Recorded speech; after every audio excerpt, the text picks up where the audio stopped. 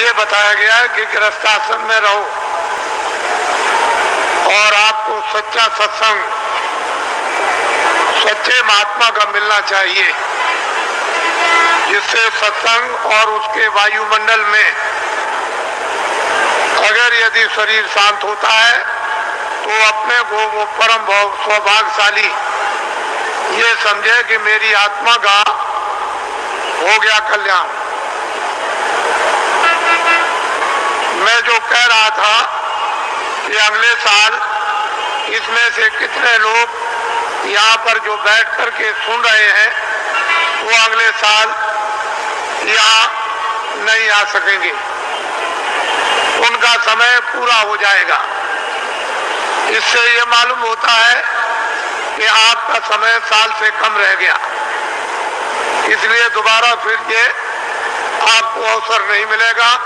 न तो आप दर्शन दे सकते हो और न आप दर्शन कर सकते हो और न आप सत्संग सुन सकते हो, क्योंकि श्वासों की पूंजी समाप्त हो जाएगी और अनमोल मनुष्य शरीर किराए के मकान से जीवात्मा को विवश और लाचार होकर के निकलना पड़ेगा।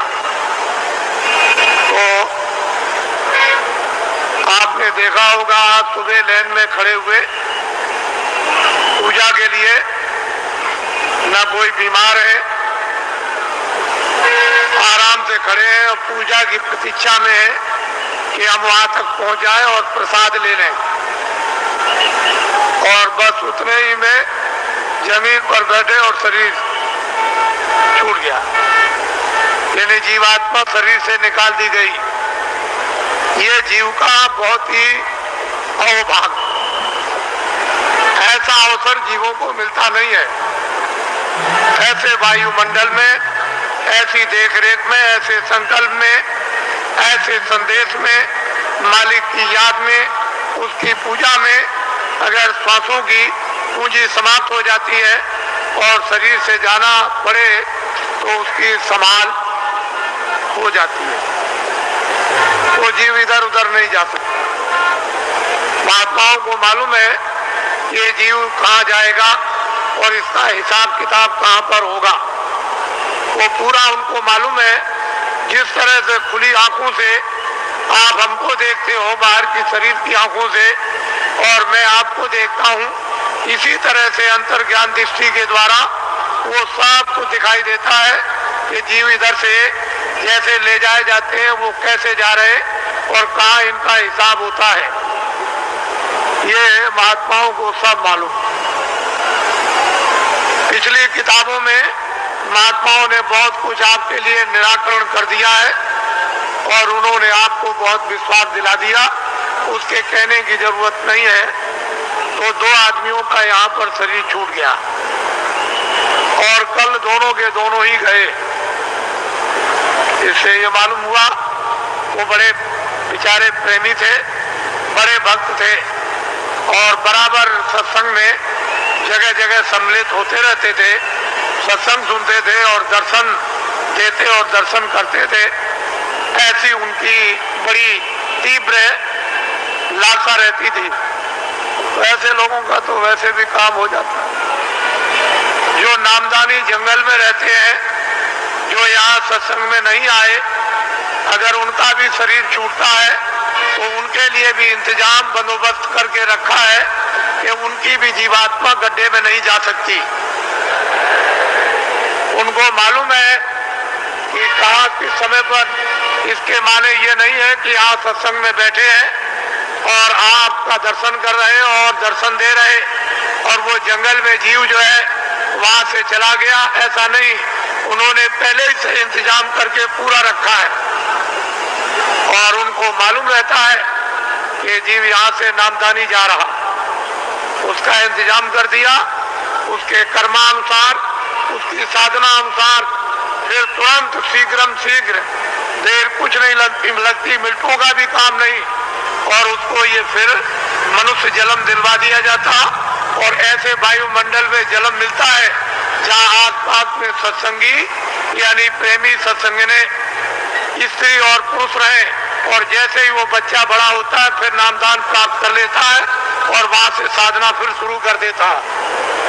यदि बीच में फिर उसकी साधना अधूरी रह जाए और फिर वो अपना शरीर छोड़ दे तो फिर उसकी संभाल हो जाएगी, और ऐसी जगह पर उसको जल में दिलवा दिया जाएगा कि फौरन सत्संग में फिर आकर और नामदान को प्राप्त कर लेगा, और जहां से साधना छूटी है फिर शुरू कर देगा। वहां तक के लिए उसको कोई मुश्किल नहीं पड़ेगी। वो आनंद फानंद एकदम तत्क्षण बताते ही उसका काम होगा, और आगे उसके लिए थोड़ी मेहनत करनी है। इस तरह से जीवों की नामदान देने के बाद संभाल हर तरह से होती रहती है, बशर्ते यह है कि आप कोई बुरा काम न करें, किसी का आप कत्ल न करें, हिंसा न करें, कोई चोरी न करें, डकैती न करें, अमानवीय काम न करें। जहां तक हो जाए तहां तक सूझ समझ से इन सब चीजों से बचे रहे, और जो गंदगी आपके पास में जमा है वो जल्दी से उसको उतार दिया जाएगा। लेकिन जब आप गलती कर लोगे और तुम ये नहीं समझोगे कि मालिक देख रहा और जितने नामदान दिया है वो देख रहा, तुम उसको और मालिक को अंधा समझोगे तो वो कर्म जमा हो जाएगा और उसकी आपको सजा मिल जाएगी। फिर आप रोओगे, चिल्लाओगे।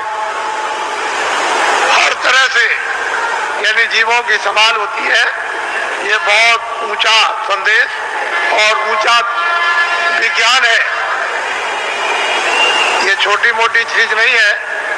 उनको सब मालूम है कि जीवात्माएं कैसे उतरती हैं और कैसे चढ़ती हैं और मनुष्य शरीर में कैसे डाली जाती हैं और किस तरह से निकाली जाती हैं। फिर ये किन किन योनियों में इनके जाने का हिसाब होता है और उनके तार यानी उनकी डोरियां किस किस तरह की है और कौन कौन सी डोरी किस किस योनि में, 84 में या नरकों में या भिन्न भिन्न अलग अलग नरकों में, 4 खानों में, 84 लक्ष्योनियों में, ये महात्माओं को सब जैसे आईने के सामने खड़े हो जाओ ऐसे दिखाई देता है।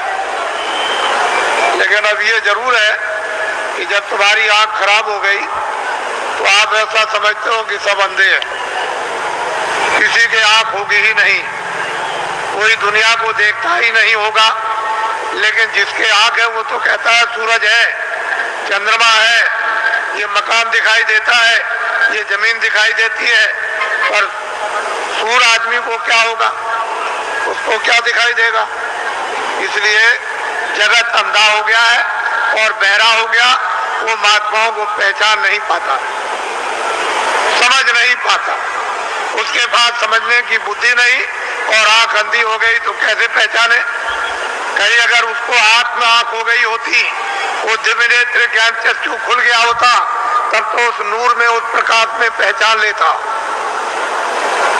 तो हिंदुओं और मुसलमानों और सिखों और ईसाइयों, ये जाति दौलत, ये जन्म जात की संपत्ति महात्मा फकीरों के पास सबकी है। जो भी इच्छा करे, हिंदू मुसलमान सिख ईसाई, वो महात्माओं के पास जाकर के दौलत को ले आए, इस संपत्ति को ले ले।